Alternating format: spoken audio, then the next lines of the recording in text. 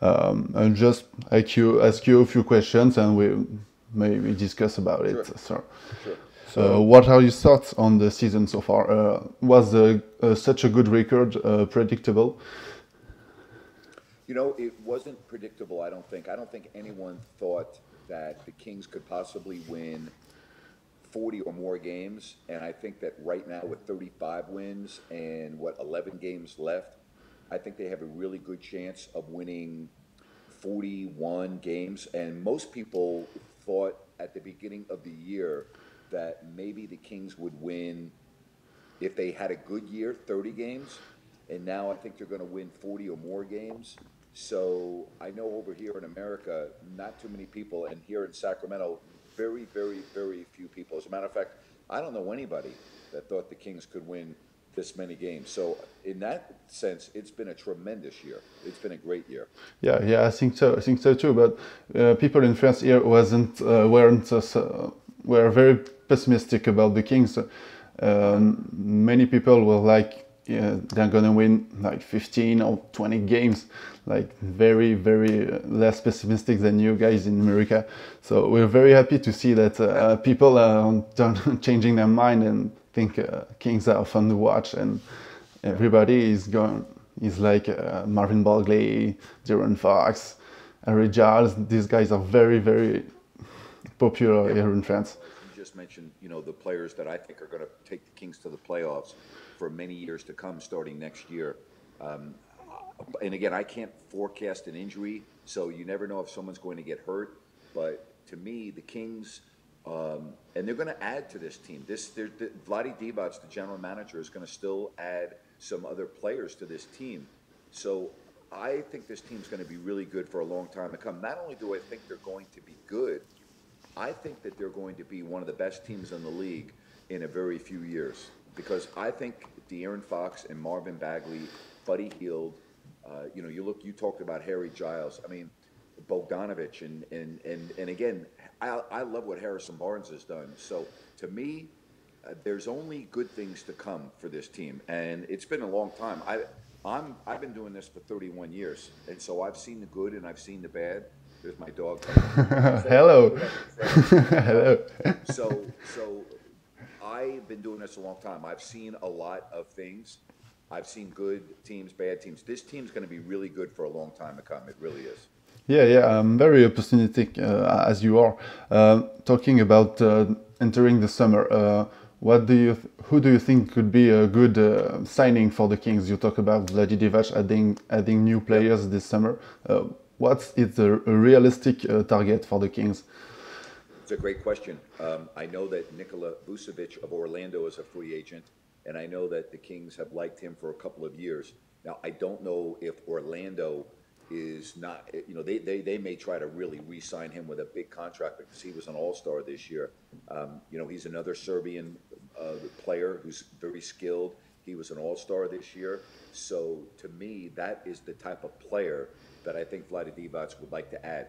We don't know what they're going to do yet with Willie Cauley-Stein. So, I don't know for sure if Willie's going to be back or not. But let's say that he's not going to be back. You're going to have to get another big type of a player, another center to go along with what you already have. So to me, that's a need. And I think an experienced backup point guard, not that Yogi Ferrell's not good, but somebody that can come in and run the team with, like, I'll give you an example. The Orlando Magic this year went out, excuse me, not the Orlando Magic, the Oklahoma City Thunder went out and acquired Dennis Schroeder to back up Russell Yeah. Westbrook. That's the type of player I'm talking about. Somebody that is really experienced, so that when De'Aaron is not in the game, you have a guy that can back him up. And if De'Aaron were to get hurt, still somebody that could run the team. I agree with you. I think we need this backup point guard. Um, just you talked about Harrison Barnes before. What's the effect of Harrison Barnes? We've seen him being really good. So what do you think he can bring to the team? We think he has brought a lot of things: experience, shooting. He is very good playing in the post. But Yep. can we bring more to the team? It's a great question. I will say this. I have a lot of respect for Dirk Nowitzki of the Dallas Mavericks, and I talked to Dirk after the game the other night. He was obviously a teammate with Harrison Barnes for a number of years, and he was just speaking. You wouldn't believe what he said about Harrison Barnes, one of the best teammates he's ever played with, how great he is for Sacramento, how lucky we are to have him. The first thing I will say is that he is phenomenal in the locker room. All the rest of his teammates love him, respect him. So he's been a really good fit just in the locker room. But as somebody told me, the best thing about Harrison Barnes, he doesn't do any one thing great, but he does everything well. He's a good scorer. He's a good shooter. He's a good defender. He's a good passer. He has a very good basketball IQ. And here's something else that I think a lot of people lose sight of. The Kings don't need a star to come in here because they already have players that are going to be stars. Like, for instance, I think De'Aaron Fox is going to be an all-star at some point. I think Marvin Bagley, Buddy Hield to me should have been an all-star this year. You need a player that can come in and understand his role, understand that his job is to fit in with the existing pieces and not have an ego and have to come in and be the man. And so I think in that regard, Harrison Barnes is perfect as well. Because, he really understands his role and is a veteran. And here's the other thing. He's won a championship. So he knows what it takes to win a championship because he did it in Oakland with the Warriors. Yeah. Talking about moves that were made in the All-Star break, we've seen Shumpert being traded and Burks landing to Sacramento. But it seems like Burks hasn't the impact that Hyman could have on the team. So can we say the Shumpert trade was a bad move? You could look at it a lot of different ways. He was not going to be with the team next year. They were not going to re-sign him. And he was really good for the young players. And the players in this league all talk. They all are like a fraternity. And so Vlade talked to Aman when the trade was done and said, hey, listen, we are trading for Harrison Barnes, and he's going to play small forward. And you're not going to play much, and I don't want to do that to you because you've been so good for us, and I want to send you somewhere where not only can you play, but maybe you can get a new contract at the end of this year and prolong your career the way you want. So really, Vlade did him a favor because he's not better than Harrison Barnes. And, now Aman is telling other players in the league, hey, that's a good place to play. They look out after the players. They take care of the players. I mean, Aman was very good friends with De'Aaron Fox. And De'Aaron was hurt at first. But then when De'Aaron saw how it benefited Aman, he understood it. He was fine with it.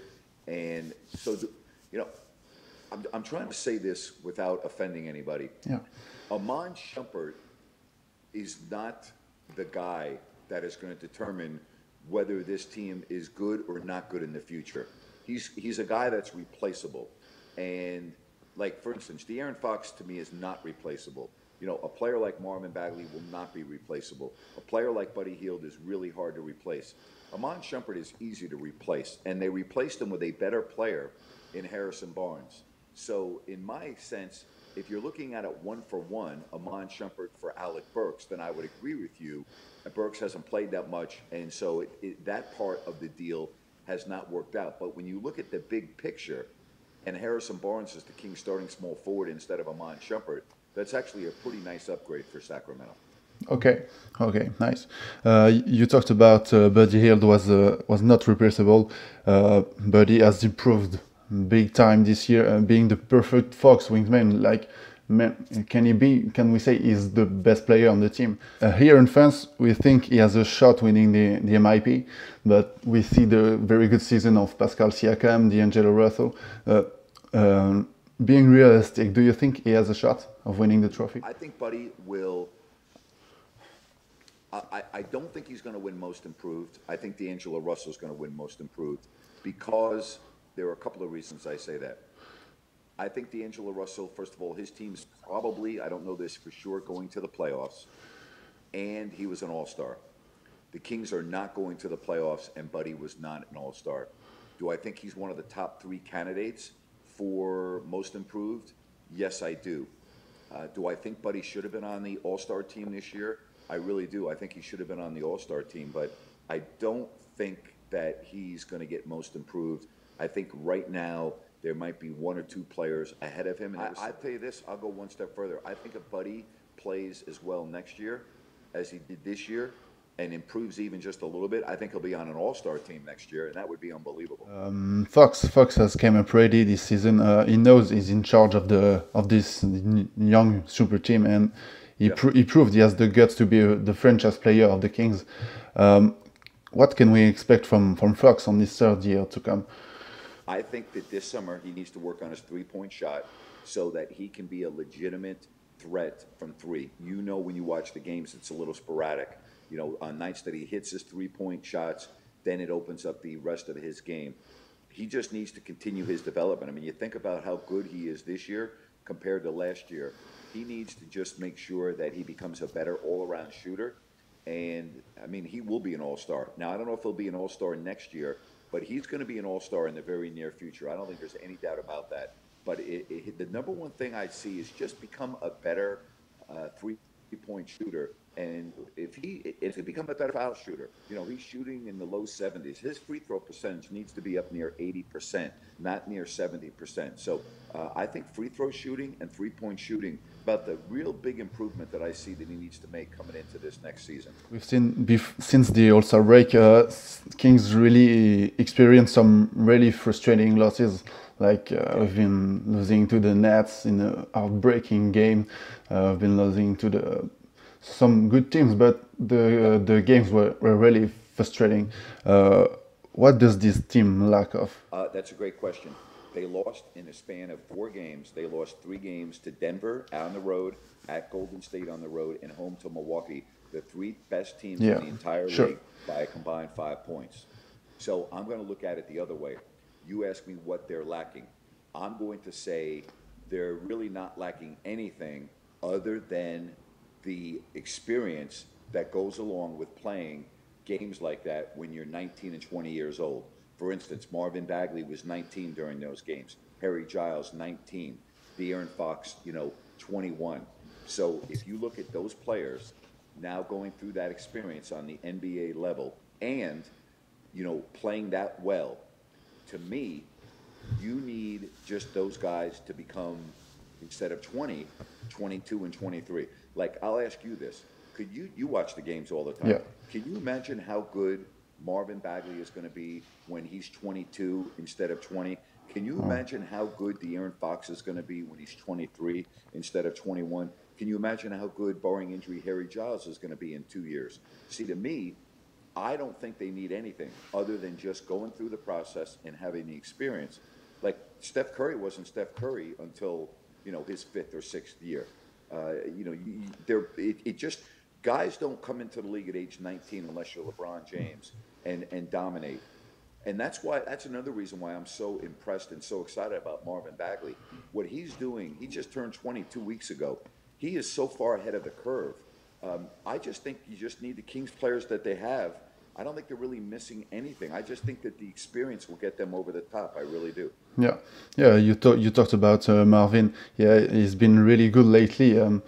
Last draft, many people here were upset about the Kings drafting Marvin Bagley. Yeah, everybody wanted Luka Doncic, but a lot of people in France want Luka on the Kings. Yeah, is he a real popular sure. Yeah.